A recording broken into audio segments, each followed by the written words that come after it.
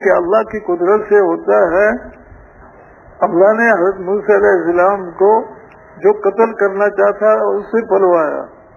پھر قدرت دکھائی جب طور پہاڑ پر آئے تو اللہ نے اپنا کلام فرمایا.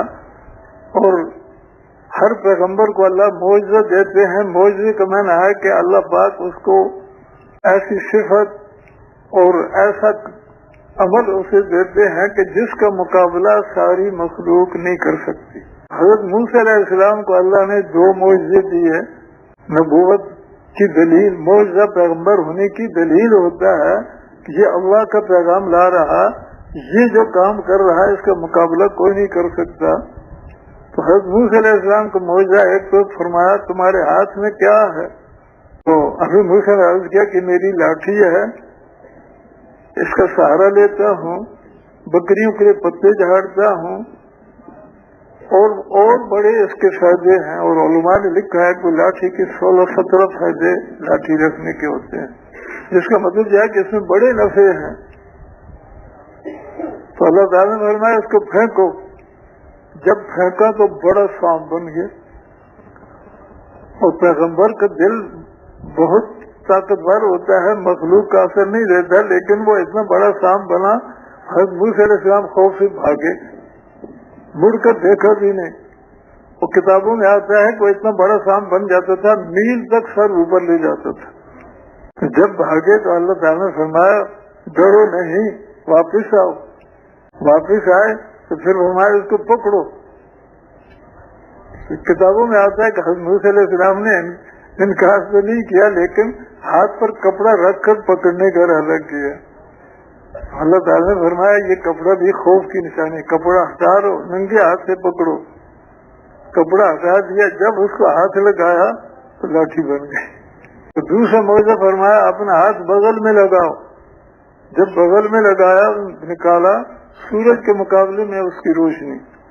اور فرمایا یہ ہماری قدرت کے 2 نشان معجزے ہیں، لے کر جاؤ اور فرعون کو دعوت دو. وہ سرکش بنا ہے، لیکن یہ بھی فرمایا کہ بات نرمی سے کرنا تاکہ وہ غور سے سنے، نصیحت کو قبول کر لے. ایک تو یہ بھی کہتے ہیں کہ دعوت میں سخت بات، سخت آواز اور غصے کی شکل بنانا یہ ٹھیک نہیں. نرمی کی بات ہو، شفقت کی شکل ہو. تو بہرحال اللہ نے یہ 2 معجزے دیے اور فرمایا کہ جاؤ پھر ان کو دعوت دو. لمبے واقعات نظر مختصر عرض کرتا ہوں. ایک تو مفسرین نے لکھا ہے کہ حضرت موسیٰ علیہ السلام 8-10 سال وہاں رہے، انہوں نے پورا ریوڑ بکریوں کا دیا، بیٹی ساتھ دے دی. تو پھر ادھر نہیں گیا، اللہ کا حکم لے کر سیدھا فرعون کی طرف گئے. ساتھ اسی وقت معافی مانگی کہ اللہ میری زبان میں اٹک ہے، وہ جو آگ کی وجہ سے جل گئی تھی زبان تو اٹک تھی، سننے والا ان کی بات فوراً سمجھ نہیں سکتا تھا کیا بولے. تو اس لیے کہا کہ اللہ میری زبان کی اٹک دور کر دو تاکہ میری بات کو سننے والا سمجھ سکے. اور ساتھ یہ کہا کہ میرے بھائی بڑا ہے، اس کی زبان بھی صاف ہے، اس کو بھی نبوت دے دو، ہم دونوں آپ کا پیغام فرعون تک بھی پہنچائیں گے اور باقی لوگوں تک. اسی بزرگ کہتے ہیں سب سے بڑی دعا موسیٰ علیہ السلام کی بھائی کو نبی بنانے کی. تو یہ دعا مانگی تو اللہ نے ان کو بھی نبوت دے دی. تو دونوں پھر فرعون کے پاس گئے. فقیرانہ لباس تھا، فرعون کے دروازے پر پہنچے، آگے نوکر کھڑے تھے. تو ان سے کہا کہ ہم فرعون کو کچھ دینے کے لیے آئے ہیں. اس نے اندر جا کر فرعون سے کہا 2 فقیر دروازے پر آئے ہیں، کہہ رہے ہیں ہم بادشاہ کو کچھ دینے آئے ہیں. تو کتابوں میں آتا ہے وہ ہنسا کہ ہیں فقیر اور مجھے کیا دیں گے، میرے تو خزانے ہیں. بہرحال جب سامنے گیا تو حضرت موسیٰ علیہ السلام نے کہا کہ رب نے ہمیں بھیجا پیغام دے کر، اگر اس پیغام کو مانوں گے تو جو نعمتیں ہیں تیرے پاس اس میں اور برکتیں ہوں گی، اور مرنا ہے، مرنے کے بعد پھر نعمتوں کے بڑے خزانے جنت کے دیے جائیں گے. اور ساتھ تنبیہ کر دی اگر نہیں مانو گے تو پھر اللہ پاک کا پکڑ، عذاب آئے گا، ہلاکت آئے گی. تو پھر انہوں نے کہا سب کا رب تو میں ہوں، تمہارا رب کون؟ ذکر قرآن میں ہی ہے. حضرت موسیٰ علیہ السلام نے فرمایا جو آسمانوں زمینوں کا رب ہے اس نے بھیجا ہے. تو فرعون وزیروں سے کہنے لگا یہ کیا بول رہا؟ پھر حضرت موسیٰ نے فرمایا جو تمہارا رب ہے تمہارے باپ دادوں کا رب ہے. یہ بھی اشارہ تھا کہ تو نے تو آج رب ہونے کا دعویٰ کیا ہوا ہے، جب تو پیدا ہی نہیں تھا تیرے باپ کا رب کون تھا، تیرے دادا کا رب کون تھا؟ جو تمہارے باپ دادوں کا رب ہے اس نے بھیجا ہے. تو قرآن میں ذکر ہے فرعون کہنے لگا یہ پاگل ہے. پھر حضرت موسیٰ نے فرمایا اس رب نے بھیجا جو مشرق مغرب کا رب ہے، اور یعنی تمہارے ملک کے مشرق میں جتنا ملک ہے اس کا بھی رب ہے، مغرب کا بھی ہے، اور اس ملک کا بھی رب وہی ہے، اس نے بھیجا. تو فرعون نے کہا میرے علاوہ کسی کو رب مانو گے تو میں تمہیں جیل میں ڈالوں گا. تو حضرت موسیٰ نے فرمایا کہ میں صرف بات نہیں کر رہا، اس کی دلیل بھی لایا ہوں، معجزہ ہے. اس نے کہا کیا ہے؟ تو حضرت موسیٰ علیہ السلام نے وہ لاٹھی پھینکی. وہ کتابوں میں آتا ہے کہ فرعون کے مال سے باہر پھینکی، اسی کو اتنا بڑا سام بنتا تھا مکان کے اندر نہیں سما سکتے تو وہ تو میل تک پوچھا جاتا تھا. باہر پھینکا تو اب پہلے جتنا بڑا بنتا تھا اس سے بھی بڑا سام بنا، اور فرعون کے مال کو پکڑا اور ہلایا جیسے زلزلہ آتا ہے. تو کتابوں میں آتا ہے کہ جب زلزلہ بنا تو فرعون ڈرا کہ مکان گرے گا مرے گا، کانپتے کانپتے کھڑا ہو گیا، اپنے جس کرسی پر بیٹھا ہوا تھا کانپنے لگ گیا، کہنا پکڑو پکڑو، سوچتے ہیں خطرہ ہو گیا کہ مکان گرے گا مر جائیں گے. تو بہرحال ایک تو اس کتابوں میں تفصیل آتی ہے کہ دل میں اتنا خوف آ گیا کہ اسے جلاب شروع ہو گئے. بیت الخلاء جاتا بھاگتا، فارغ ہو کر آتا ہے، ایک دو منٹ بیٹھتا پھر بھاگتا. اور بزرگ کہتے دعوی رب ہونے کا پخانہ قابو میں نے. وزیروں سے کہا کہ بھائی کیا کریں؟ تو سب نے کہا یہ جادو ہے. اس زمانے میں جادو بڑا زوروں پر تھا. انہوں نے کہا یہ جادو لے کر آیا ہے، ہمارے ملک میں جادوگر بہت ہیں، مقابلہ کرائیں گے. انہوں نے کہا تم جادو لے کر آئے ہو، دن مقرر کرو، مقابلہ کریں گے، ہم جادوگر بلائیں گے، تم بھی آنا. تو حضرت موسیٰ علیہ السلام فرمایا کہ عید کا دن جو تمہارا ہوتا ہے اس دن مقابلہ ہو جائے گا.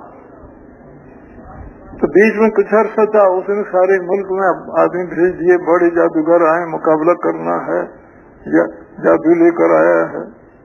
اور کتابوں میں آتا ہے کئی ہزار یا لاکھ کی تعداد جادو آ گئے. اور ہر ایک، یہ بھی قرآن میں ہے کہ ایک رسی اور لاٹھی لے کر آیا جو مجمع کو سانپ نظر آئیں گے.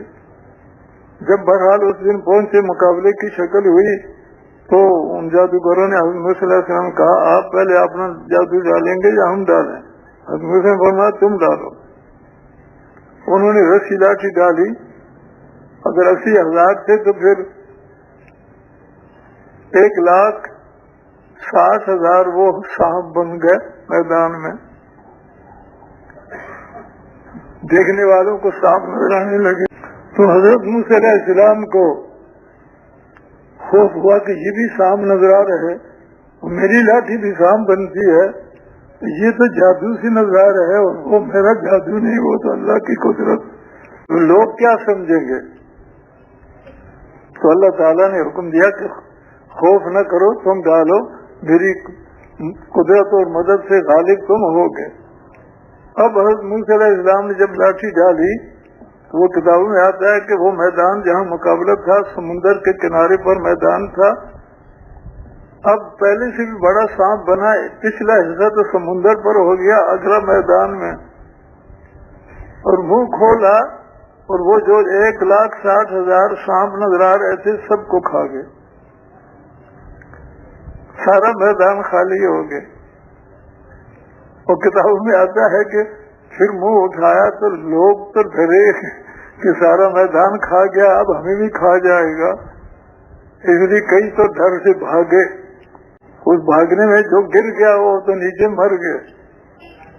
لیکن جادوگروں پر کھل گیا کہ جادو کی رسی لاٹھی سانپ نہیں بنتی، کسی کو کاٹتی نہیں، وہ جادو کی وجہ سے دیکھنے والے کو सांप नजर आता है, होती वो रस्सी लाठी है, और ये सांप बनकर सबको खा गया, सारा मैदान खाली कर दिया। तो ये जादू नहीं है, ये हकीकत है।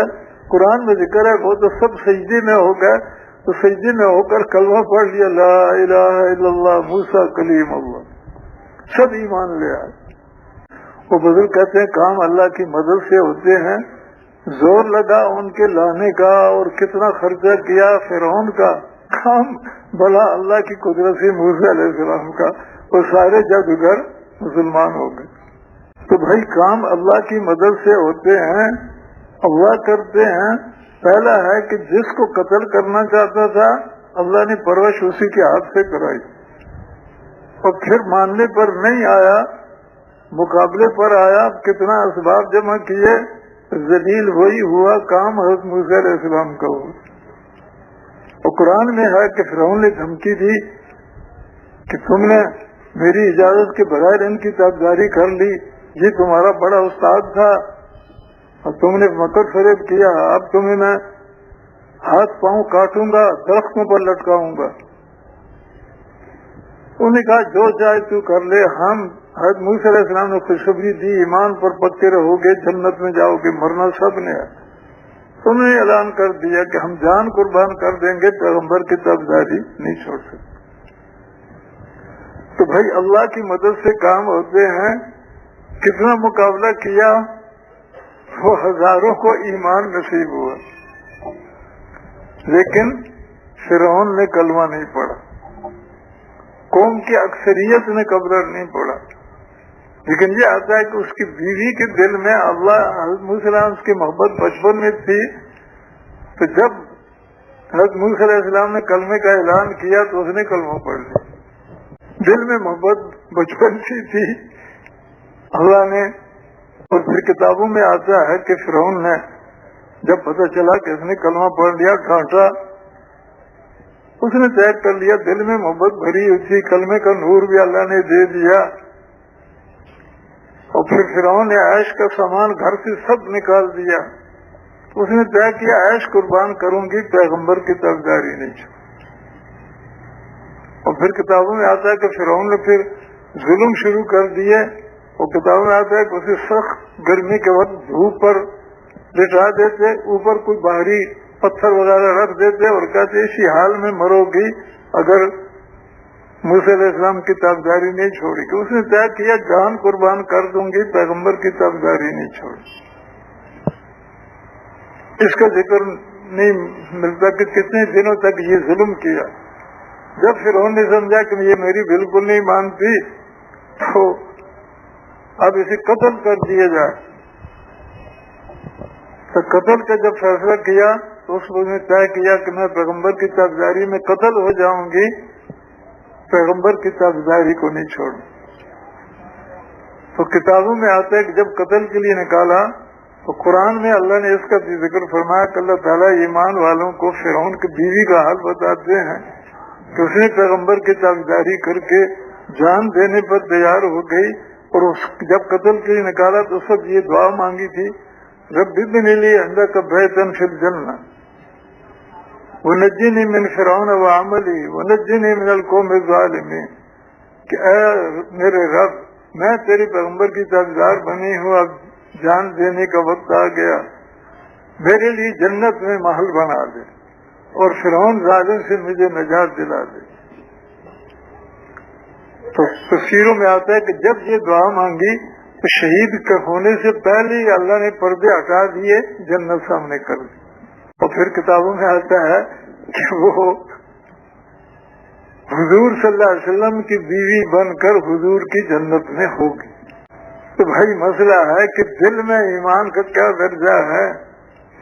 असल दिल है, यही बुजुर्ग फरमाते हैं कि जिसके दिल में पैगंबर की ताबदारी का पक्का यकीन भर जाए, दिल नूरानी हो जाए, तो फिर वो कितनी मुश्किलें भी आए उन पर भी सब्र करके हक पर कायम रहेगा। और मसला दिल का है। अब ये भी मसला है कि उसका नाम आसिया था कि हजरत आसिया का जिस्म तो काफिर के घर में है, लेकिन दिल का ताल्लुक काफिर से नहीं, दिल पैगंबर की मोहब्बत से भरा हुआ दिल पैगंबर से। یہ بڑے عبرت کے قرآن میں دونوں واقعہ ہیں کہ پہلے زمانوں میں کافر عورت سے نکاح جائز تھا، حضرت نوح علیہ السلام کی ایک بیوی، اس نے کلمہ نہیں پڑھا، تابعدار نہیں بنے۔ اسی طرح حضرت لوط علیہ السلام کی بیوی نے بھی پیغمبر کی تابعداری نہیں کی۔ تو جسم پیغمبر کے گھر میں ہے، دل کا تعلق پیغمبر سے نہیں ہوا، تو قرآن میں ذکر ہے دوزخ میں دونوں گئی۔ اور حضرت آسیہ کا بھی ذکر قرآن میں اللہ فرماتے ہیں، ایمان والوں کو بتاتے ہیں فرعون کی بیوی کا حال کہ پیغمبر کی تابعداری اختیار کی، کلمہ پڑھا، دل میں ایمان کو بھرا اور پھر عیش قربان کیا، پیغمبر کی تابعداری کو نہیں چھوڑا، تو وہ جنت میں گئی۔ اور دوسرا بھی بڑا واقعہ ہے اسی کا کہ جس دل میں جو ایمان کو بھر لے اور سارے جسم کو اللہ کے رضا والے عملوں کا پابند بنائے، دل میں کلمے کا نور بھرے، کلمے کے علاوہ دل میں اور کچھ نہ رہے۔ جیسے میں نے پہلے عرض کیا کہ مشاہدے کا، تجربے کا اثر دل پر آتا ہے، اس سے حفاظت کرے کہ اللہ نے اسباب بنائے ہیں، تو اسباب سے جو کام نظر آ رہا تو وہ اسباب سے نہیں ہوتا، اللہ کی قدرت سے ہوتا ہے۔ تو دل میں اثر اسباب کا نہ آئے، اللہ کی قدرت چلے، اور پھر یقین ایسے بنے کہ اسباب نہ ہو تو اللہ بغیر اسباب کے کر دیتے ہیں، اسباب کا خلاف بھی کر دیتے ہیں، ہوتا اللہ کی قدرت سے ہے۔ اسباب ذریعہ ہیں، اسباب کا اثر دل پر نہ ہو تو پھر یقین کامل ہوگا۔ اسباب کی نفی ہو، اسباب کچھ بھی نہ ہو تو پھر بھی دل یہ کہے اللہ کریں گے، کیسے کریں گے؟ حضور کے عمل پر کر دیں گے، عمل کروں گا اللہ بغیر اسباب کے کر دیں گے۔ اسباب سارے ہوں، اللہ نہ چاہے نہیں ہوگا، اسباب کچھ نہ ہوں پھر بھی دل میں یہ بھرا ہوا ہو اللہ کریں گے، کیسے کریں گے؟ حضور کے عمل کی برکت سے کریں گے۔ تو بھائی دل میں اللہ کی قدرت سے ہونے کا یقین بھر لے گا، غیر کی نفی ہوگی تو یہ ایمان کا کمال ہوگا، اور پھر اس کا ذریعہ دعوت ہے۔ اعلیٰ درجہ تو ہے کہ اللہ کے غیر سے ہونے کی بات نہ کبھی بولے، نہ سنے، نہ سوچے، اللہ کی قدرت سے ہونے کی دعوت کی بات کو سنے اور دعوت کو بولے، تنہائی میں اسی کو سوچے کہ اللہ کی قدرت سے ہوتا ہے، اللہ کے غیر سے کچھ نہیں ہوتا۔